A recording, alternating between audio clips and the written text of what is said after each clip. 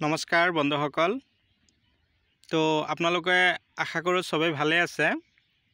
তো কথা হ'ল কি, আপোনালোকৰ লগত মই আজি ৰঙালাও গছ লৈ থুৰতে মই এটা কথা পাতিবলৈ গৈ আছোঁ। আশা কৰোঁ আপোনালোকে কথাখিনি অলপ মনোযোগেদি শুনিব যে মই কি ধৰণৰ ৰঙালাওৰ খেতি আপোনালোকক কৰিবলৈ ক'ম।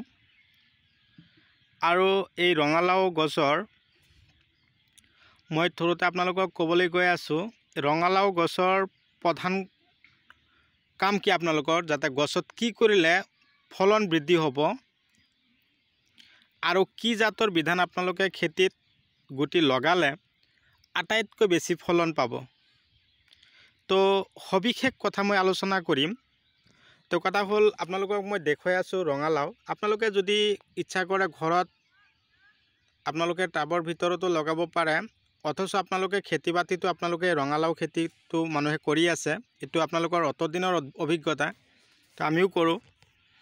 এই ৰঙালাও য'ত আছে প্ৰচুৰ পৰিমাণে তাৰমানে ভিটামিন, আমাৰ অসমীয়া মানুহসকলে এই ৰঙালাওৰ তাৰমানে চব্জি নাখালে আমাৰ অসমীয়া মানুহসকলৰ যেন ভালে নালাগে। আজিকালি ধৰক 80% চব্জিৰ মাজতে আমি ৰঙালাও খাওঁ। ৰঙালাওত যথেষ্ট পৰিমাণে ভিটামিন চি আৰু B12 নামৰ দুটা ভিটামিন পোৱা যায়। কথা হ'ল, আপোনালোকে কি ধৰণৰ বীজ আপোনালোকে ৰোপণ কৰিব মই থুলমূলভাৱে আলোচনা কৰিবলৈ গৈ আছোঁ। কিন্তু তাৰ আগতে আপোনালোকে যদি মোৰ চেনেলৰ নতুন হৈ আছে তেনেহ'লে ছাবস্ক্ৰাইব কৰি ল'ব আৰু মোৰ চেনেলখন, আৰু কাষত থকা বেল আইকন অন কৰিব, এনেকুৱা ধৰণৰ যাতে নতুন নতুন ভিডিঅ' ন'টিফিকেশ্যন আপোনালোকে পাই থাকে।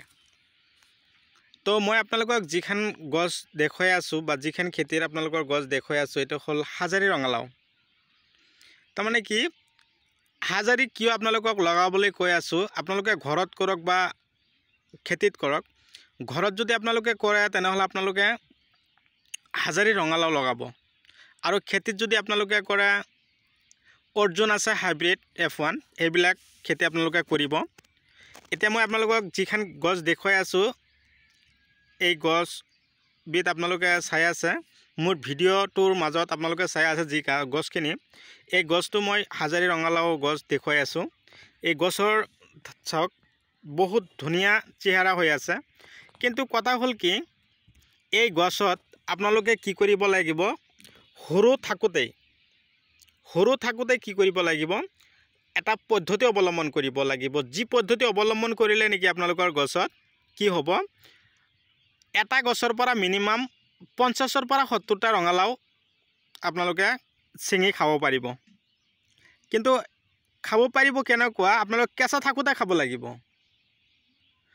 পকাবলৈ গ'লে তাৰমানে পচি যাব, তাৰ কাৰণে মই আপোনালোকক কৈছোঁ কেঁচাই থাকোঁতে আপোনালোকে বিক্ৰী কৰি দিয়ক। 50ৰ পৰা 70টা লাগিব এটা গছত।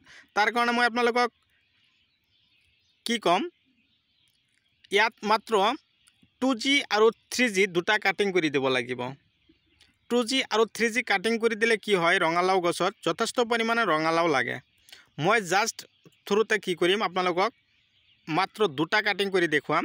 আপোনালোকে দুটা কাটিঙৰ পৰাই আপোনালোকে বুজিব পাৰিব, যদি আপোনালোকে ঘৰত লগাইছে ৰঙালাও গছত আপোনালোকে 2G আৰু 3G দুটা কাটিং কৰি আপোনালোকে প্ৰচুৰ পৰিমাণে আপোনালোকে ফলন পাব পাৰে। লগতে আপোনালোকে কি কৰিব, যেতিয়া কাটিং কৰিব তাৰ লগে লগে আপোনালোকে গছত ডেটল ইউজ কৰিব, নহ'লে পচলা বেমাৰে ধৰাৰ আশংকা থাকিব। তাৰ কাৰণে আপোনালোকে ডেটল ঔষধটো আপোনালোকে যদি ঘৰত আছে, যদি নাই কিনি ল'ব। কিন্তু যেতিয়া আপোনালোকে গছত আপোনালোকে 3G 2G কাটিং কৰিব, তেতিয়া আপোনালোকে ডেটল গছত পানীৰ লগত সংমিশ্ৰণ কৰি পাৰ লিটাৰত 5 ml ঔষধ আপোনালোকে ইউজ কৰি গছত ছটিয়াব লাগিব। নিশ্চয় বুজিব পাৰিছে মোৰ কথাখিনি বা মোৰ ভাষাখিনি। এতিয়া মই আপোনালোকক দেখুৱাম 2G আৰু 3G কাটিং কেনেকৈ কৰিব লাগে ৰঙালাও গছত। এই কাটিং কৰিবৰ কাৰণে প্ৰথমতে আপোনালোকক লাগিব, মই খেতিৰ মাজৰ পৰা এটা ব্লেড বিচাৰি ওলালোঁ। ধৰক খেতিত লাগে মোৰ ব্লেড। এতিয়া মই জাষ্ট চাওক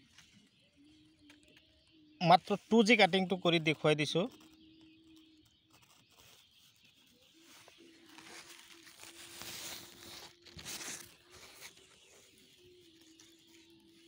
এয়া চাওক, এইটো তাৰমানে ইফালৰ পৰা এটা ওলাইছে, ইফালৰ পৰা এটা ওলাইছে, মই এটা কাটি দিলোঁ।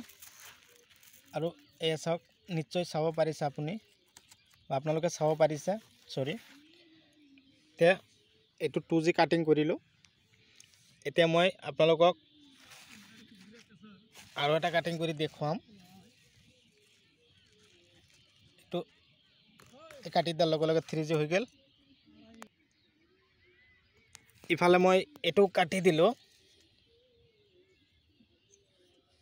চাওক, এতিয়া যদি আপোনালোকৰ ঘৰতে এনেকুৱা ধৰণৰ ৰঙালাও গছ আপোনালোকৰ ঘৰত আছে, হাজাৰী ৰঙালাও, এনেকুৱা ধৰণৰ কাটিং কৰি দিব। এতিয়া চাব গছৰ চমক এনেকুৱাকৈ ওলাব। আৰু কিন্তু তাৰ আগতে আপোনালোকক এটা কথা কৈ দিছোঁ, গছৰ গুৰিত অলপ শুকান গোবৰ দি ৰাখিব, আৰু চাৰিওফালে খেৰ আৱৰ্জনা যিবিলাক আছে সেইবিলাক দি থ'ব। তাৰমানে কোন ঠাইত দিব দিছোঁ, এই গছটোৰ তলত। চাওক, ইয়াৰ পৰা ওলাব, এতিয়া ওলাই আছে মাত্ৰ। ইয়াৰ তলেদি তাৰমানে মিনিমাম ধৰক 1 নল দূৰেদি, এটা গছতে 1 নল দূৰেদি আপোনালোকে এনেকুৱা জাবৰ জোঁথৰ যিমান আছে থৈ দিব। চাব বন্ধুসকল, এনেকুৱাকৈ লাগিব। এটা গছৰ পৰা 50ৰ পৰা 70টা মই অলৰেডি যোৱা বছৰতো সেনেকৈ কৰিছিলোঁ। মই অলৰেডি এই বছৰতো এটা গছ মাত্ৰ এনেকৈ ৰাখি দিলোঁ।